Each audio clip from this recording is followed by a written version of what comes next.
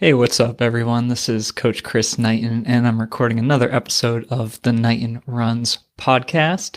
It's just 3 days before Christmas now, so happy holidays, and I hope the end of your year is going well.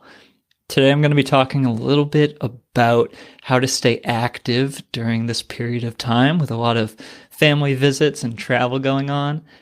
I want to follow up on my podcast from last week where I talked a little bit about planning your perfect spring training and racing season and share a bit on what races I'm going to be doing for that. And then also last week we had talked about what's like one thing that you can do to make your training just a little bit better in 2023. And I'll let you know what I'm going to be incorporating into my spring season to improve with my own running as well. Before we get started, I just want to say thank you to Jesse, Craig, and Megan.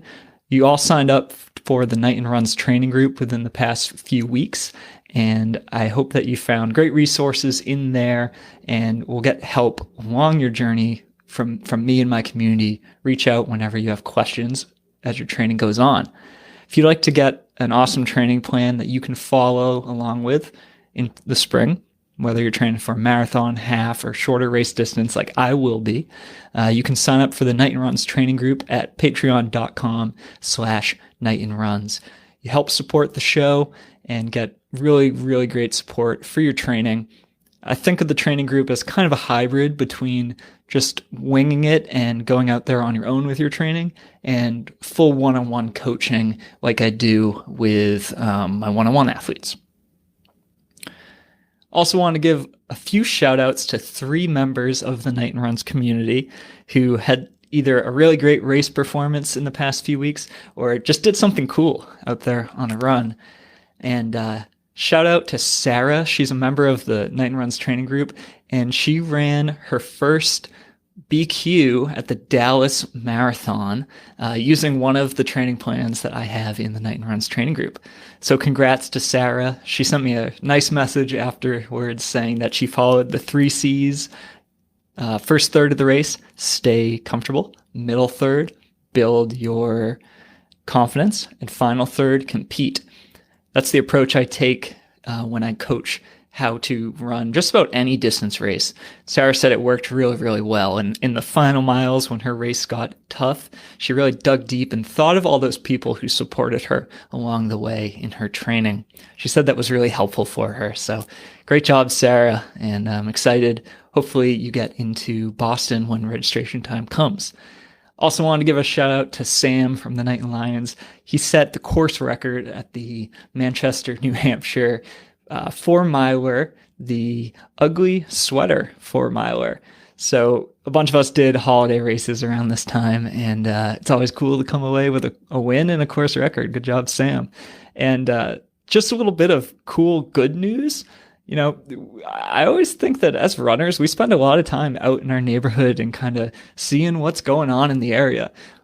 One of my newest athletes, John, he was actually out on a run in a park a couple mornings ago, and he saved a dog from drowning in an icy lake. He saw this dog out on the ice. I guess it had fallen into the water, and there's a nearby police station there in the park. He went and notified police. They brought in animal control and a rescue boat. They went out and they saved the dog, and it actually got on the local news. It was pretty cool. So thank you, John. You are a hero. Let's get into the content for today's episode. The main thing I wanted to talk about was staying active throughout the holidays. If there's one thing that you can do to be a better runner, probably above all else, it is to be consistent. Doesn't mean you need to run every single day. I'm actually not really into run streaks. But you need to be consistent month after month after month. And when you do take breaks, they need to be planned breaks. You don't just want to not run when life gets busy. And I think that around kind of the Christmas to New Year's time frame, a lot of people get off their regular running schedule. You stop prioritizing yourself because of everything that's going on. The travel, you're on a different schedule maybe, cramming in, planning for the holidays, wrapping presents, going and doing last minute errands, the actual time with the family, traveling to get wherever, it's a lot, it can be a lot going on. And I think we can make a lot of excuses about why we don't keep up with our running and exercise habits during this period of time. But one thing that I always like to keep in mind is that everyone has the same amount of time. To say you don't have time to do something is really saying you're just not prioritizing that. There's always a way to fit in a run. I mean, I'm sure that during the Christmas holidays, if you're skipping runs, more than likely you're probably watching 30 minutes of TV or scrolling through your phone for 30 minutes. It's not that we have a lack of time, it's just not prioritizing it. One of the things I've noticed when I start coaching people is that they tend to become more consistent than they ever have before in the past, and that leads to success. But sometimes the athletes I coach during busy times of year, they might get a little off their schedule too. But I really want to challenge that idea that when we're busy, we should just stop prioritizing ourselves. I think if anything, in the most busy and hectic times of our lives, taking care of ourselves is perhaps even more important so that we can be the best version of ourselves for our family, for the holidays, and release some of that stress that's built up during this time. So what I want to do is, if you're listening to this, just challenge you. Let's say every day from Christmas Eve through New Year's Day, I want you to do something active. If you're following a training plan, do what's on your plan. Make it happen. You know when you're on an airplane and they say, in the event of an emergency and the oxygen mask drop, put the mask on yourself before you help others?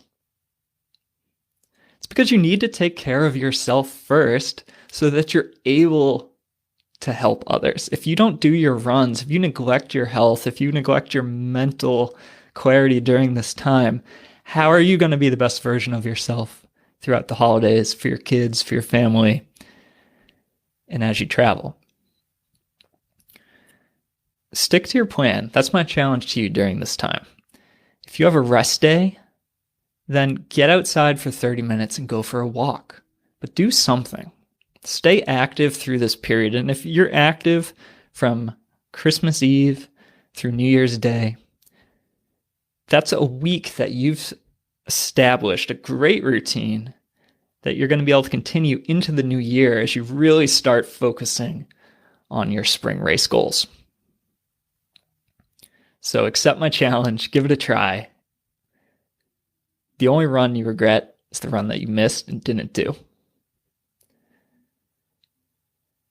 And as we're talking about next spring and what we're going to do, in my last podcast, I had talked about planning the perfect racing schedule. And I talked about how you want to pick a number of tune-up races that you space out by roughly a month as you work towards your goal race. I spent a little bit of time today signing up for my spring races, and I'm really excited for them. I'm actually going to use this spring season to really focus on getting faster, specifically at the 5K distance. My next marathon is going to be the Chicago Marathon in 2023, and I would love to break 240 at that marathon. I've been in shape before to do that. I think I'm a little out of that shape right now, but I'm close. And what I found after focusing on marathons myself for so many years is I just really love racing and competing in the shorter distances. And my 5K PR is one of my oldest ones. This year I'm going to sign up for the BAA 5K in April. I'm going to do a local St. Patrick's Day 5K in March here in Providence. I'm going to do the Super Sunday 5K, which is the USATF New England Championships, in February. And I will do an indoor track race in January. Not quite sure on the distance yet, something between a mile and 5K. So that's going to be my season. I got one race in January, one in February, one in March, one in April. And that BAA 5K race in April, that is going to be my goal. That's what I'm going to train everything towards. That's my marathon this season. I'd love to break 16, 15 something. It's a really ambitious goal for me. Honestly, I'm not sure if I'll be able to do it, but I want to go all in on that goal and try to make it happen. If I can break 16 in the 5K at BAA in April, it's the day before the Boston Marathon, I'm going to be in an awesome position to try to break 240 in the marathon at Chicago. So this spring, I'm focusing on getting faster. I'm still going to be running high mileage, still going to be doing long runs, but for the races themselves and the workouts themselves, they're all going to be geared towards those shorter, faster distances. A lot of my athletes actually take this approach. If you're not doing a spring marathon and you are doing a fall marathon, I would highly recommend taking the spring season and focusing on shorter distances from 5K to the half marathon. A lot of the Lions who I coach, they're going to be doing a spring half, but not a marathon. They're going to try to get really fast in that half and then parlay that into a faster fall marathon. And what's the one thing I'm going to do to try to improve? Well, I'll share mine with you, and hopefully you'll share what you're going to do back with me. So last week we talked about what's the one thing you want to bring into your training in this upcoming season to make your training just a little bit better. Well, for me, it's definitely to pay more attention to strength training. This has never been something that I've been consistent with and given really enough effort to see progress in. I actually developed a brand new strength training plan for myself that I'm going to follow this season. I think especially when training for the 5K distance, which is a lot faster, a lot shorter, my lack of skeletal muscular strength is going to show. I feel like I've built a very good aerobic foundation from running higher mileage for so many years, but I've always neglected the physical strength component. So I'm going to be doing some upper body workouts. It's going to improve my posture, how well I breathe, my arm strength so that I can keep pumping my arms fast when I need to in a fast race. And I'm also going to be doing lower body workouts. Working on my calf strength, working on my hamstring strength. Hamstrings has always been a weak point for me. Doing more lunges, leg presses on a machine that I have access to, that kind of thing. And I'm hoping that this, combined with some of the faster workouts and the higher mileage that I hope to be doing this season, is going to help make the difference and help me get to that sub 16 5K goal. So including more strength training into my plan, making that more of an emphasis, that's my one thing that I need to do to improve. What's yours? I'd love if you let me know. Shoot me a message on social media or email me at knightonruns@gmail.com and let me know what your one thing is that you're going to add to your training in this upcoming season to become a better runner.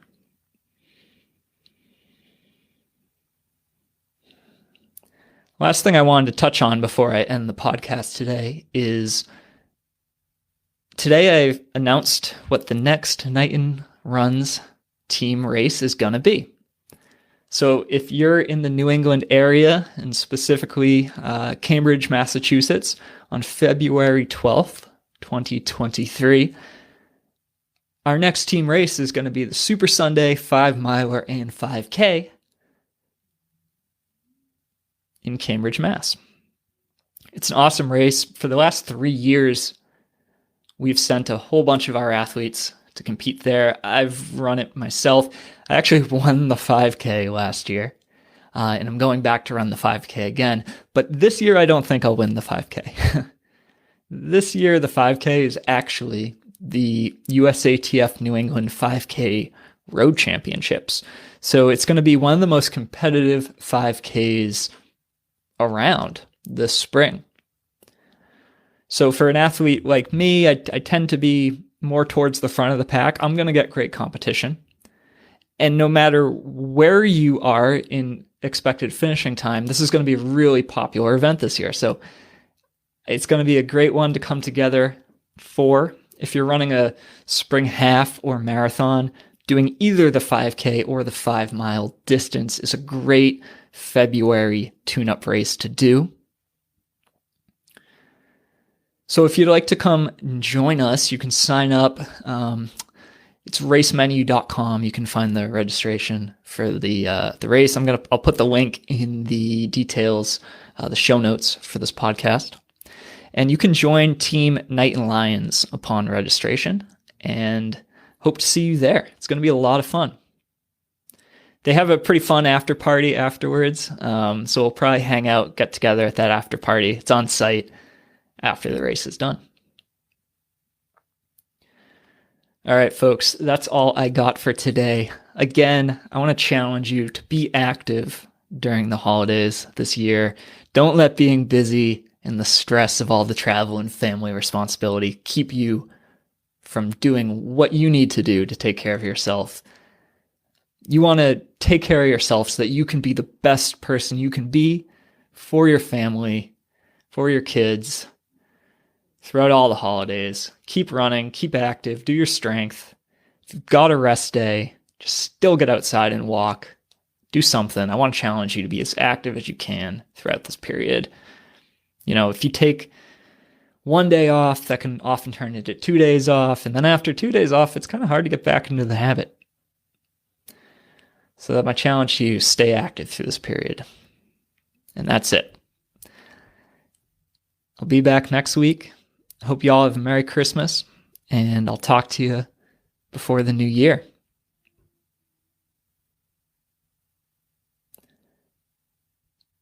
Thanks for listening to the Knighton Runs podcast. If you like this show, you can support what I'm doing at patreon.com/KnightonRuns. You can join our supporters group, get a sincere appreciation from me, and get your questions answered here on the show. You can also join the Knighton Runs training group and download the perfect training plan for you for the upcoming spring season.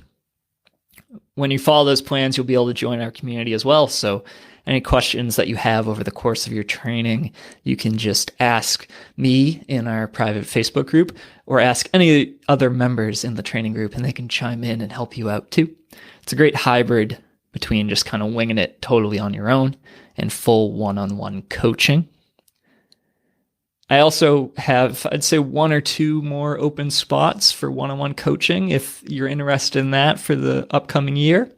You can reach out to me at knightonruns.com/coaching if you'd like to set up a time to chat about your running goals and see if we'd make a good team. And if you haven't already, be sure to download a free ebook copy of my marathon training guide. It's called Run Faster Marathons, The Proven Path to PR. And you can get that at knightonruns.com. It's also out on Amazon in paperback and Kindle format if you'd prefer to read it there. Until next time, I hope you have a great day. Happy running. Bye.